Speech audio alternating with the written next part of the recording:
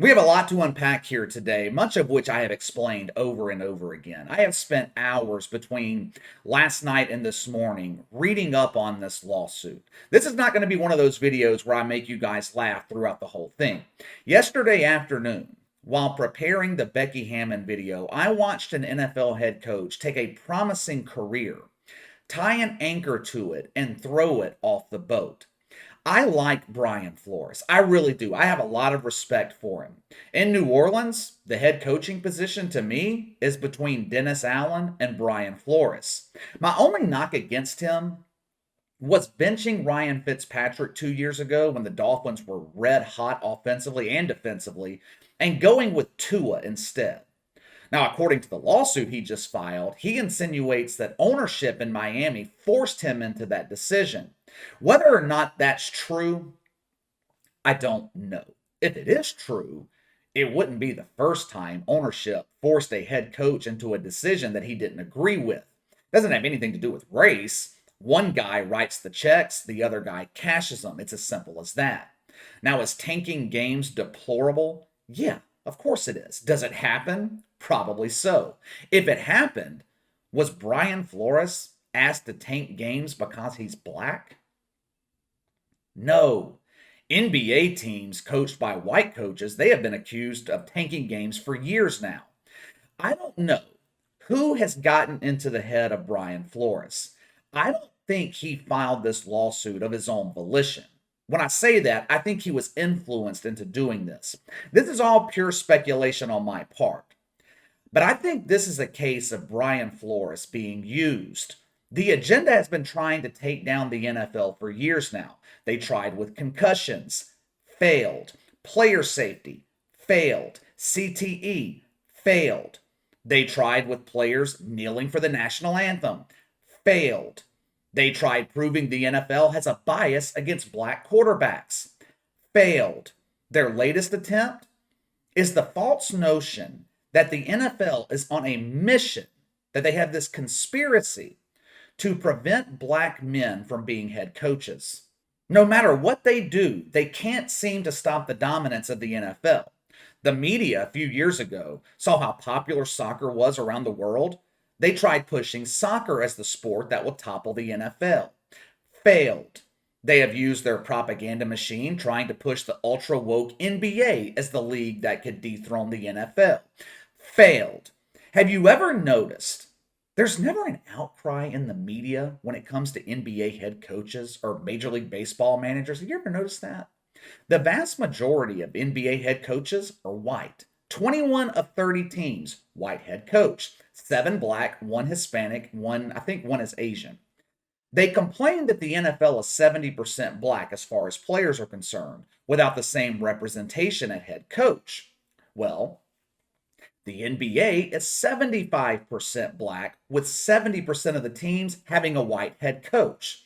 So, why don't we see the fake outrage in the NBA that we see in the NFL?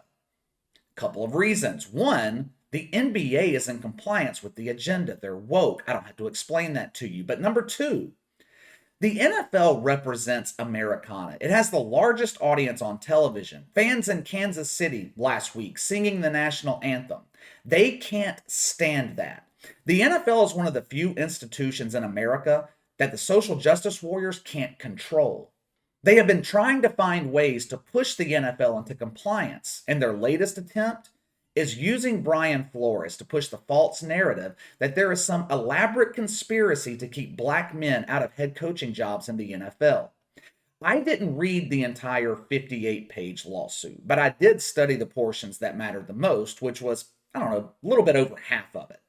I spent a lot of time looking through this. I was looking to find something, some type of factual evidence that we haven't already disproven here on the channel. I found nothing to that effect. This lawsuit, a lot of it is filled with the same propaganda that we hear from Stephen A. Smith on Woke Take. I have no way of knowing what goes on behind the scenes in the NFL. So I'm not going to sit here and refute those claims made by Brian Flores. I don't want to call the man a liar when I have no proof that he's not being truthful. What I will do is refute the claims that I can prove are false. This lawsuit This is not about changing the NFL. It's about changing the perception of the NFL. They know this lawsuit will likely never see a courtroom. This thing will get settled. The NFL will squash this thing easily. But that's not the purpose here. The purpose is trying to change the public perception of the league. We're about to get started, but first, I don't want you to take this as me blindly defending the NFL. I don't know what goes on in the hiring process. I don't know if there's a racial bias. All I can go off of is the information I have available and trying to separate the bullshit from what really matters. The first page of this lawsuit quotes Martin Luther King. The law can't make a company love me, but it can keep them from refusing to hire me because of the color of my skin. Now, I have nothing but respect for Martin Luther King and everything that he accomplished, but this quote simply isn't true. This is an idealized way of looking at the world. You can implement whatever law you want. At the end of the day, companies are going to hire who they want to hire. NFL teams are going to hire who they want to hire. If you don't believe me, just look at the failure of the Rooney Rule. I want you to take a look at this. This is the second point of the lawsuit. The racial discrimination has only been made worse by the NFL's disingenuous commitment to social equity. Let me ask you something. How come they only talk about social equity when it comes to head coaching positions? I never hear about social equity when talking about running backs, cornerbacks, safeties, the vast majority of which are black. How come we don't hear complaints of social equity there? If this is really about social equity, shouldn't we balance those positions with more white players or Hispanic players? The answer, of course, is no. NFL teams fill positions with the most qualified player, the player with the most talent that fits the culture of the locker room. We only hear about social equity when it comes to head coaches. 70% of the league is black. Okay, let's balance the league. Let's make it 50-50. Or if you really want social equity, let's make it 25% of each race, white, black, Hispanic, Asian. You know what we would have then? Well, KC, we would have a racially balanced NFL. Yeah, yeah, we sure would. We would also have an NFL that no one watches because the quality of the game would be shit. But let's keep going because the propaganda in this lawsuit continued. Check out this next part. Where have we heard this same bullshit before? The NFL is a plantation, rich white owners sitting in their luxury suites, profiting off the labor of black men. It's modern day slavery. Where have we heard this before? This is the same bullshit Colin Kaepernick said in his Netflix series. Hell, it's almost like Brian Flores' lawyers copied it verbatim. Correct me if I'm wrong, but is anyone forcing black men to play in the NFL? Is anyone forcing them to put their bodies on the line? I wasn't alive in the 1800s, but I'm pretty sure slaves didn't have a choice. They were forced into working. I have never read about a slave being paid millions of dollars for their labor. But moving on, African Americans make up 13% of the American population. The media, they like to point to the fact that black players make up 70% of the NFL. In their ideological minds, in this fantasy world in which they live in, that means black coaches must make up 70% of the league. But that's not how it works in a free market system. The job goes to the most qualified candidate, or the candidate the team feels best fits their culture. The truth is, there are more white candidates to choose from than black candidates. I bring this up because the majority of NFL head coaches never played in the NFL. Brian Flores never played. Mike Tomlin never played.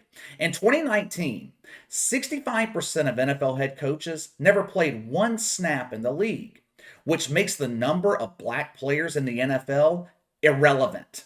That's not the talent pool that teams are pulling from. But you won't hear that little tidbit in the media.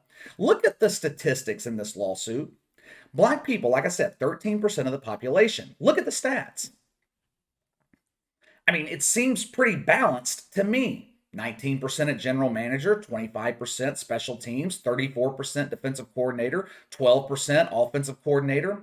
But the lone stat that we will hear about is the one black head coach at the moment. They will pound this into the ground.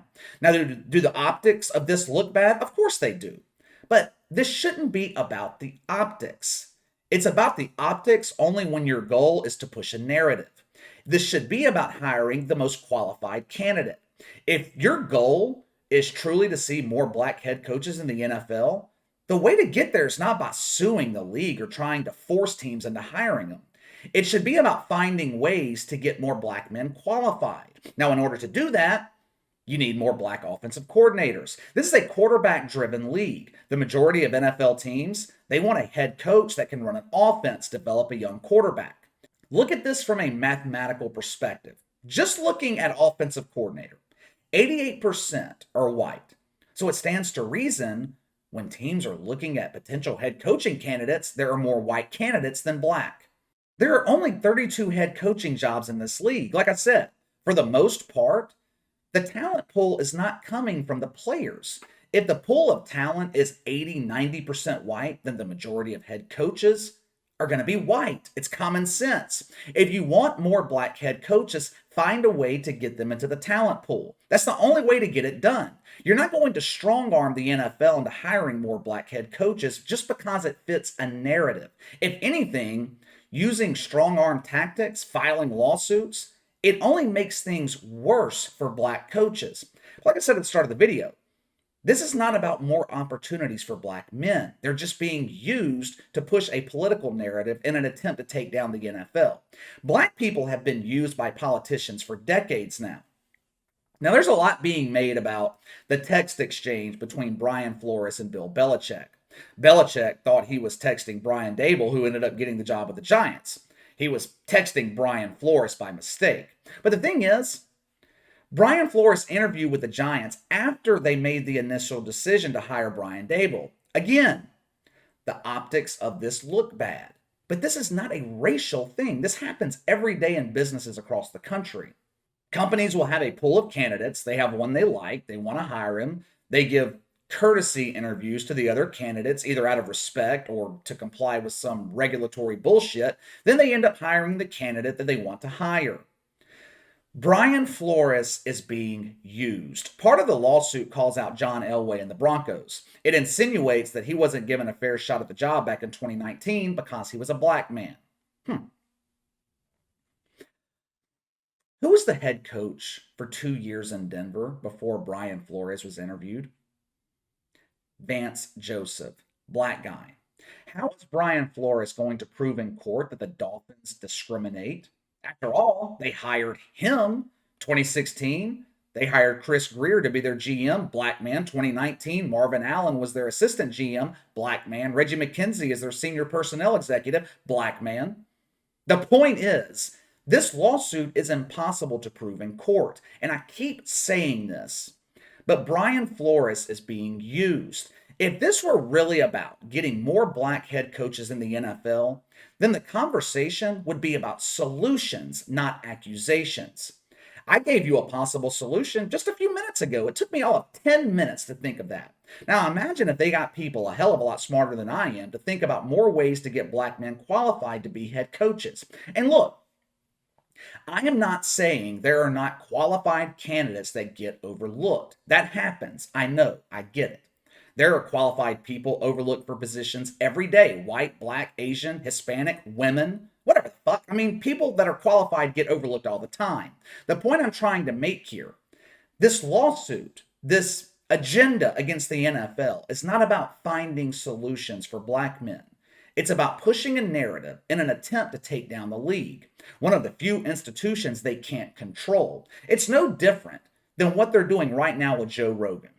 Anyway, give me your thoughts on this. Sound off in the comments below. Make sure to like and subscribe. Click the notification bell to receive all notifications from the channel. Best way to contact me is by email at btlkc84@gmail.com, KC_BTL84 on Twitter. I'll see you guys later.